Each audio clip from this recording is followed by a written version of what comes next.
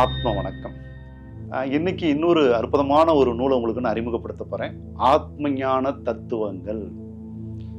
ஒரு 12 தலைப்புகளாக நான் இதை பிரிச்சிட்டேன்.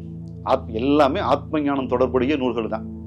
இதை நான் என்ன செய்திருக்கேன்னா ஒரு 12 தலைப்புகளை பிரிச்சிருக்கேன். என்னென்ன தலைப்புகள்னு பார்ப்போமா? மனிதனுடைய 7 கொள்கைகள், அதாவது அவனுடைய ஸ்தூல உடம்பு, சூட்சம உடம்பு, பிராணன் சார்ந்து, அறிவுத்திறன் சார்ந்து, ஆன்மா சார்ந்து, ஆன்ம சக்தி சார்ந்து, இப்படி பல பிரிவுகளாக அதில் பிரிச்சிருக்கேன்.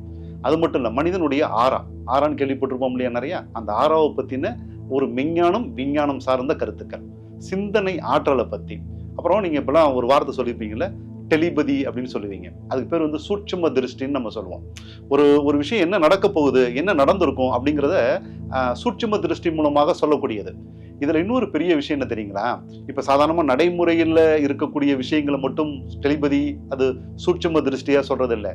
விண்ணுலகத்தில் இருக்கக்கூடிய விஷயங்களை எப்படி சொல்றது அப்படிங்கக்கூடியதை நான் என்ன செஞ்சிருக்கேன் தெரியுமா? இந்த நூல்ல விண்ணுலகத்துல இருக்கக்கூடிய விஷயங்களை சூட்சும திருஷ்டி மூலமாக என்ன நடந்திருக்கும், ஒரு மரணத்திற்கு பின்பு என்ன நடக்கும், ஒரு ஆன்மா உயிர் பெறும் பொழுது எப்படி இருக்கும், ஒரு ஆன்மா இந்த உடலை எடுத்துக்கும் போது எப்படி இருக்கும், இந்த உடலை விட்டு அந்த ஆன்மா போகும்போது விண்ணுலகத்துல அதனுடைய பயணம் எப்படி இருக்கும், அங்க யார் அவருக்கு உதவி செய்வார் அப்படிங்கக்கூடிய அளவுலலாம் சூட்சும திருஷ்டி மூலமாக அறிந்த விஷயங்களை இந்த நூலில் நம்ம பதிவு செய்திருக்கோம்.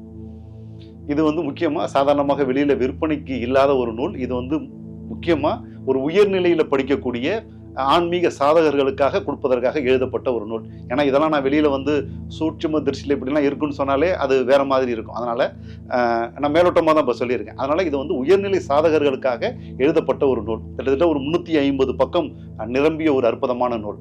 அந்த டெலிபதின்னு சொன்ன இல்லையா, அது மட்டும் இல்லை, நம்ம உடம்புல இருக்கக்கூடிய மின்காந்த சக்திகளை பற்றி, அதி அற்புதமாக குணமாக்கக்கூடிய சக்திகள் நம்ம உடம்புல இருக்குது, அதை பற்றி, அப்புறம் உளவியல் சார்ந்த விஷயங்களை பற்றி, அதுக்கப்புறம் எல்லை கடந்து ஆன்மாவினுடைய எல்லை கடந்து அதனுடைய விஷயங்களை பற்றி, ஆன்மீகத்தினுடைய பல பரிணாமங்களை பற்றி, ஆன்மீக காரணங்கள் மற்றும் அதனுடைய விளைவுகளை பற்றி, இலக்க அடைஞ்சே தீரணும் அப்படிங்கிற வைராக்கியத்தோட பயணம் செய்வதற்கான விஷயங்களை பற்றி அப்படின்னு ஒரு 12 தலைப்புகளாக பிரித்து எல்லாமே தத்துவங்களாக இந்த புத்தகத்தில் சொல்லப்பட்டிருக்கு.